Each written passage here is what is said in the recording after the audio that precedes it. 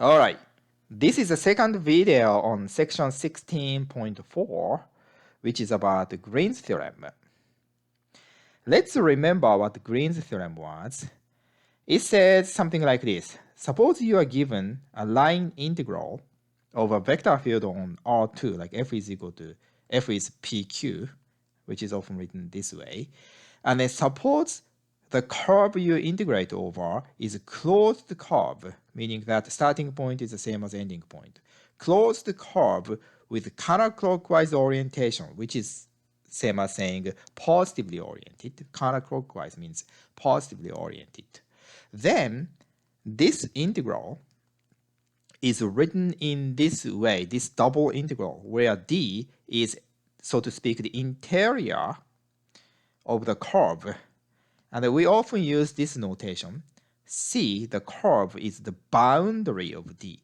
This symbol, which is the same symbol as partial differentiation, is in this case actually the boundary of D.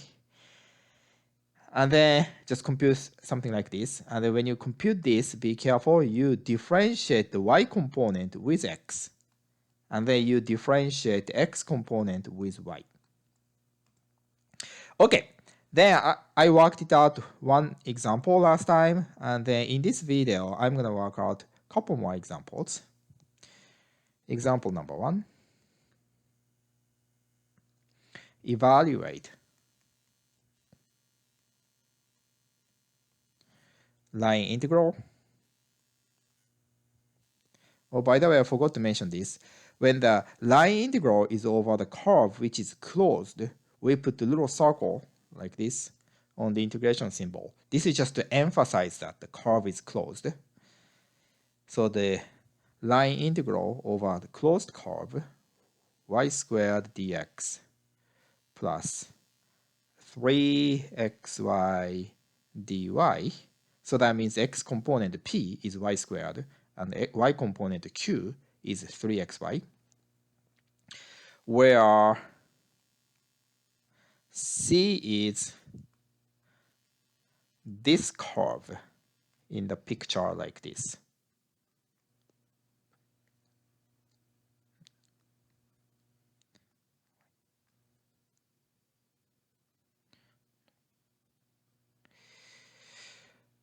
The bigger circle has radius 2 and the smaller circle has radius 1. Two circles like this, but the curve C is like this.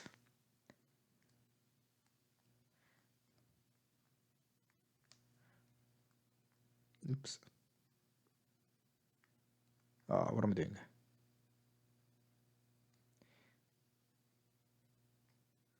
Like this.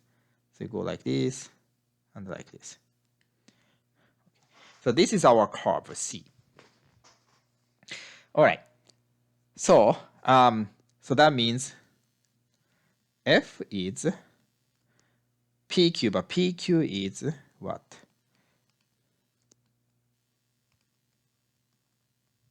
Y squared and 3xy. And then C is positively oriented.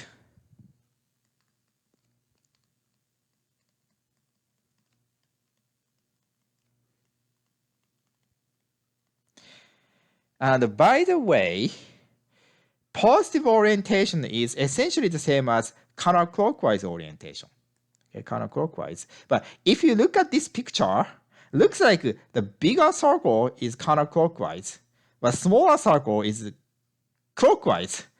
So which is right? Well, indeed, strictly speaking, when we say counterclockwise or positively oriented, that means any path like this, and think of, here's a way to think about it.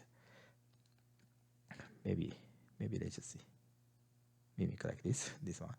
Think of the interior of the curve as a pond or lake.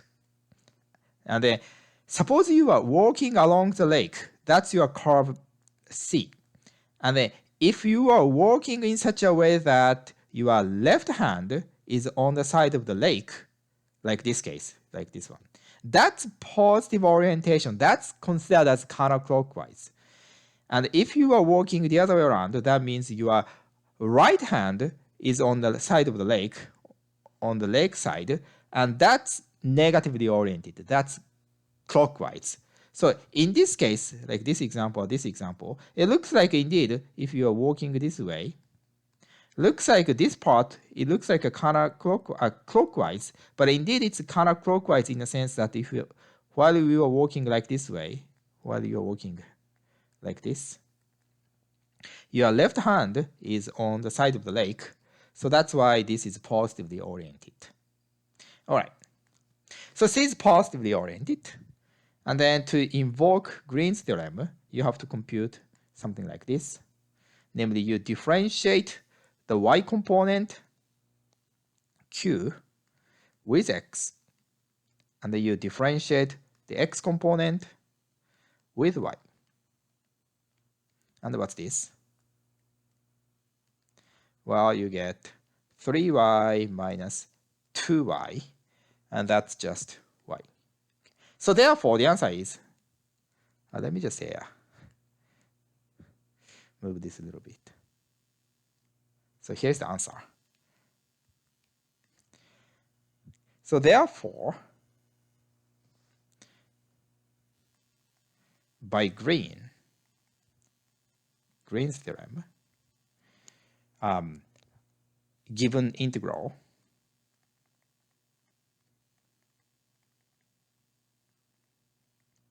this one is written as double integral over d over y dA, where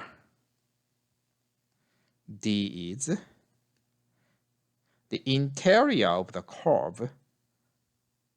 So that means everything inside here. Right. So to compute it, what should we do? Well, this is just a double integral over this region. And then the region is like a circle. So let's use the polar coordinate. Use the polar coordinates.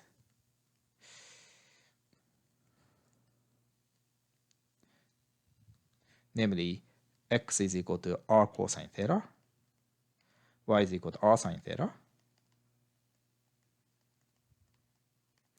Then now, in this case, r is between what to what?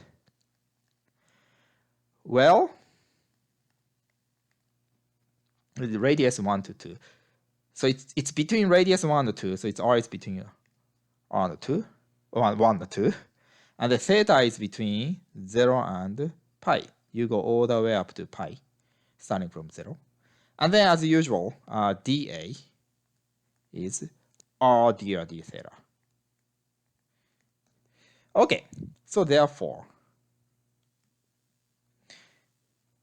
the integral, this integral, is written as y is r sine theta, then r dr d theta, and the r is from 1 to 2, and theta is from 0 to pi. And then this is written as 0 pi 1 to r squared sine theta dr d theta. And then you can just work this out. But in this case, if you like, you may separate this integral like this, r squared dr, and then 0 pi sine theta d theta. The reason you could write this way is because for the inner integral, sine theta is treated like a constant. So you can take out of the integral. Then what you're left with is this integral with r, which is just a number, which is constant. So you can just take this outside, and what you're left with is this one. But if you didn't really understand this way of writing, it's okay, just work out step by step. But anyhow, and if you work this out, if you compute those two integrals and multiply them together, you get 14 over 3. Okay, so that's the answer. All right. Okay, now Let's do another problem.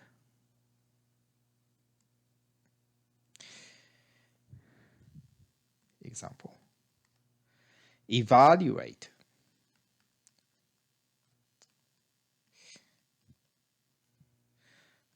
line integral y dx minus x dy over C, where C is the closed curve like this.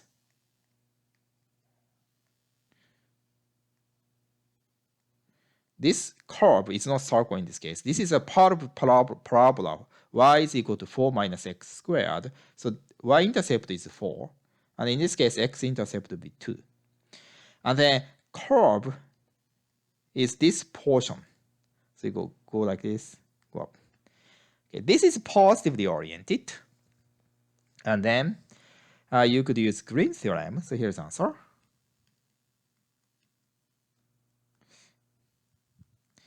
So first, what's our f? The vector field we integrate, pq. That can be read off by looking whatever you have in front of dx and dy. So in this case, y minus x.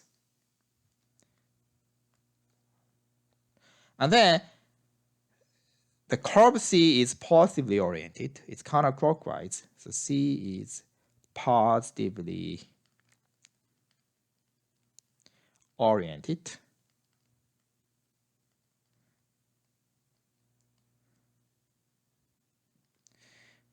And then, so therefore by Green, the given integral here is computed as double integral over d. D is everything inside the curve, the interior of the curve, partial q, partial x, minus partial p, partial y, dy, dA. So that means you differentiate q with x, you get negative x, minus you differentiate p with y, you get, I'm sorry, no negative x, negative 1, sorry. And then you differentiate p with y, you get the negative 1 dA. So therefore, this is equal to negative 2 double integral of the constant function 1 over a. So this means this is just a negative 2 times the area of d.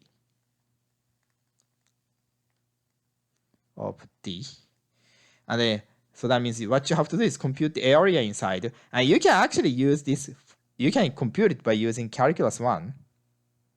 And indeed, that's the same as integrating from 0 to 2 of 4 minus x squared dx. Right?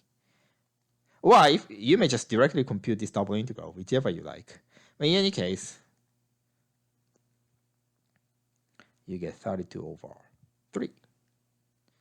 All right. So that's the way to compute it. That's one way to compute it. But actually, for this problem, indeed, it's a good exercise to do it without using Green's theorem. So as an exercise, let's do this without Green's theorem. This is just a purely exercise purely for line integrals. So another solution, another method.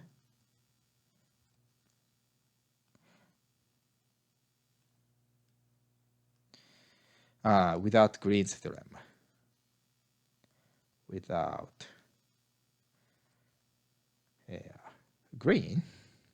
So let me just namely directly from the definition of line integral.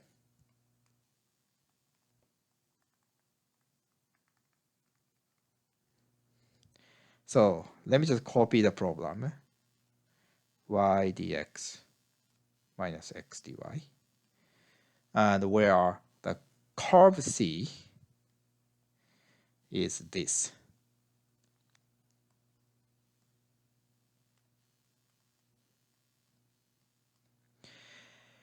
And then this one is y is equal to 4 minus x squared.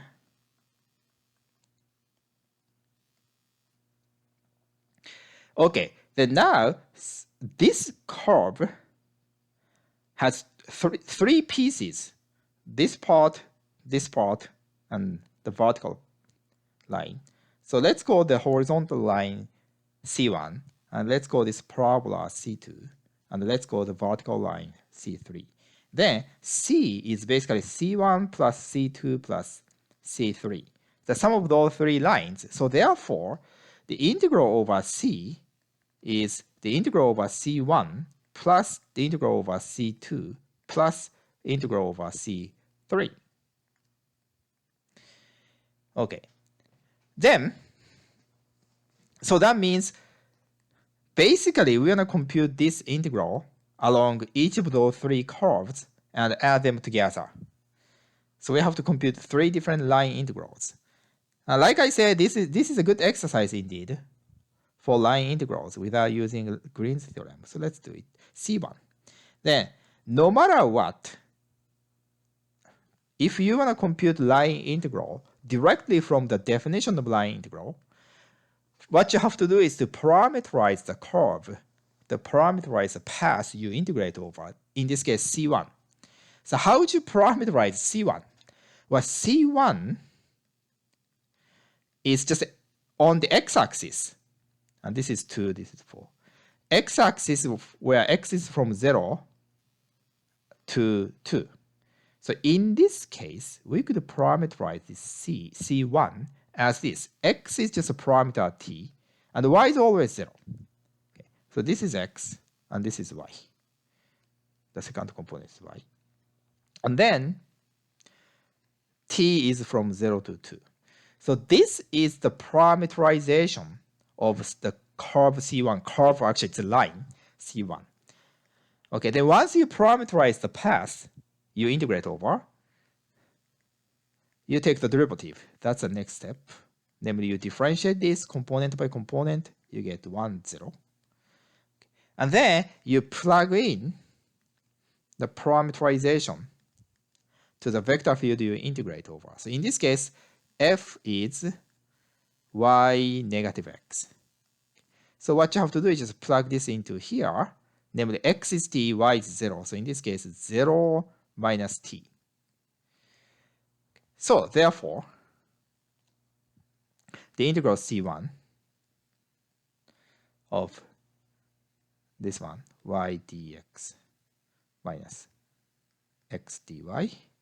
This is by using another notation, f dot dr, by the way.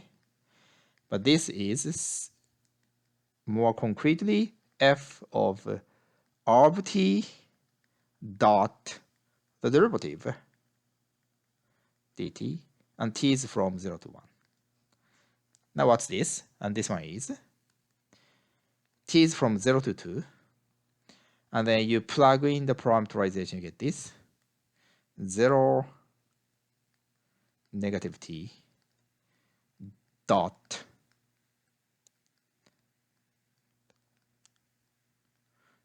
uh, 1, 0 and dt.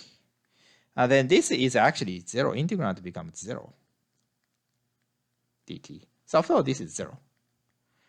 Okay. So therefore, the first integral here is just a 0. Okay. Now, along C2,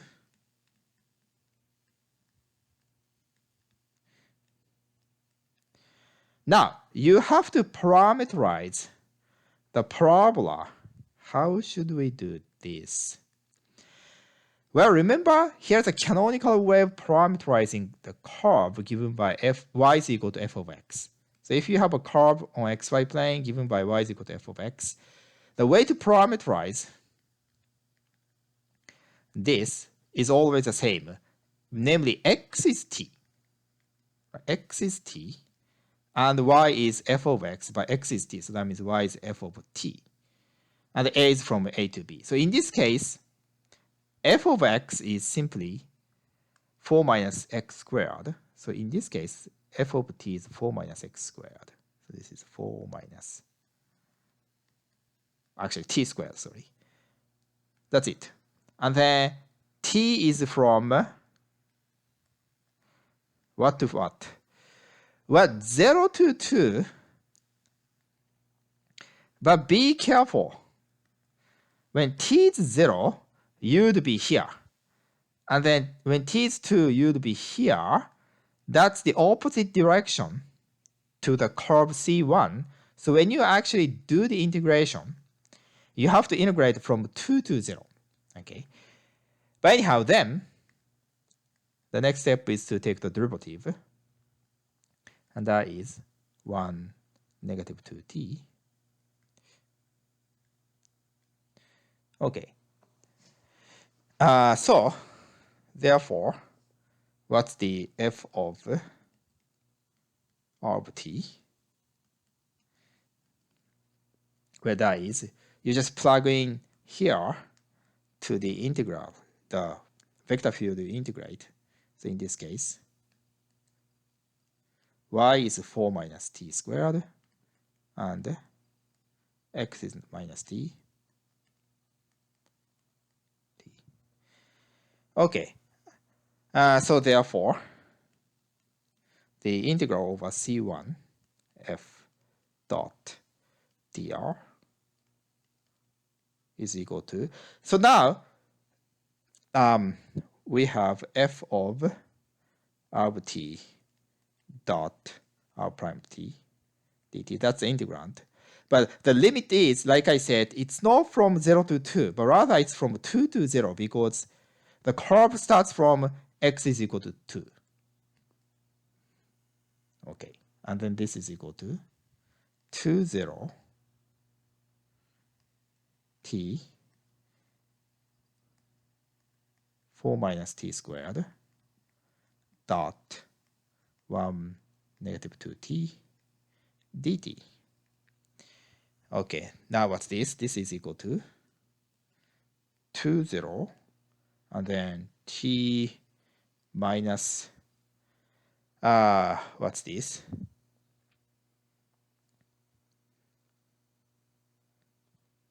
Oh, wait a second. What did I do wrong? It seems like, okay, sorry, I copied this wrong. Sorry. This 4 minus t squared t, and that is equal to 4 minus t squared minus 2t squared dt, and that is equal to minus is plus, sorry, and this is equal to 2, 0, and 4 plus t squared dt, and then that gives you negative 32 over 2. Okay, finally, along C3, for this, let me just copy. So this is our parabola, and C1, and C2, and C3 is this way, and this is 4. So that's C3. So let's parameterize C3, namely R of t is what? So this is just y-axis. So y-axis means x is always 0, and you may use y to be the parameter t. So 0 t is a way to parameterize the y-axis.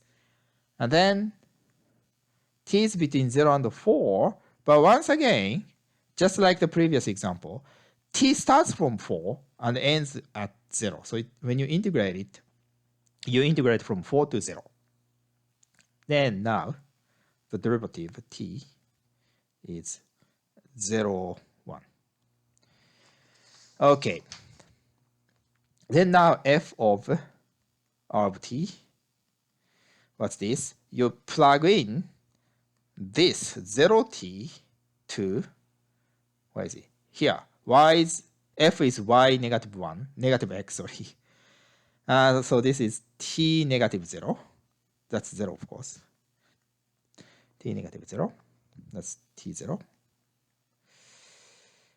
Okay, so therefore, the line integral over c3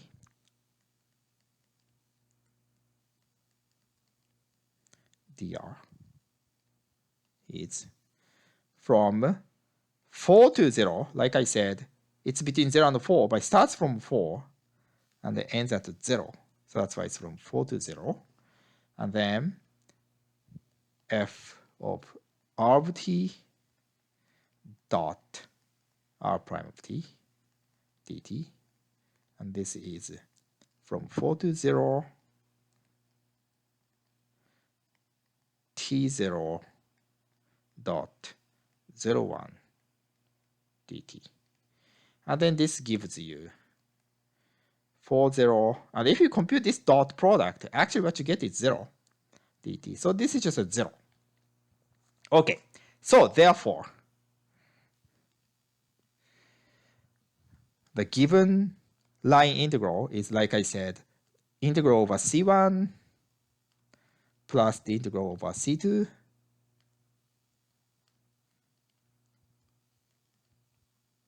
c2 plus integral over c3, and that is 0 plus the second integral was negative 32 over 3 plus 0, and that's negative 32 over 3. And that's the same as the answer you get by using Green's theorem. So in principle, like this way, even without Green's theorem, you can compute it, this one. But of course, it's better to use Green's theorem, but to compute this line integral without using Green's theorem like this one is a good exercise, like I said, for line integrals. Anyhow, so this is pretty much the end of the video.